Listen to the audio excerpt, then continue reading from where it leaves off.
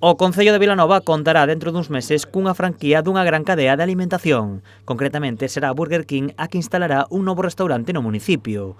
O Concello aprobou este venres a licenza de obra. Hoy la Comisión de Gobierno ha dado ya licencia de obra constructiva para hacer un Burger King con un Auto King, que es como le llaman por lo visto a la parte de coger la comida desde el coche, en la carretera de Vilanova a la isla, allí, en la rotonda que conocemos hasta ahora como Rotonda del Oski.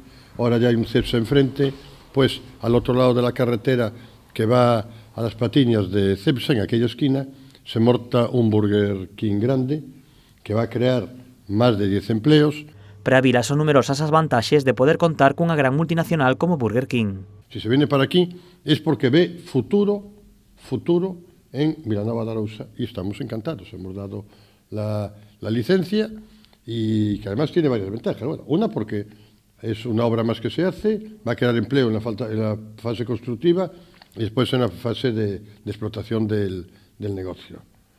Otra, bueno, pues también se cobra una licencia de obra, no es lo más tal, pero se va a cobrar una licencia de obra. Otra, ceden ancho de vial, aquella entrada que hay, que se entra para la gasolinera de Cepsa en este momento, ceden enfrente, con lo cual la entrada hacia las patiñas ya coge, teniendo en cuenta que ya tiene un carril bici y todo, un ancho considerable que aumenta la seguridad.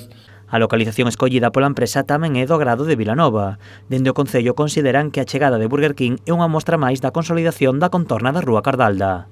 Consolida esa zona por la que habíamos apostado ya en las normas del 97, consolida que es un mixto industrial residencial como una zona de expansión y una zona de negocio en Vilanova de Arousa. Segundo explicou o Concello, o éxito desta zona verase reflexado nos vindeiros meses coa chegada doutra empresa. Dende o goberno local non quixeron adiantar nada, pero aseguraron que se as negociacións frutifican, trataríase dunha compañía que xeraría arredor de 30 postos de emprego.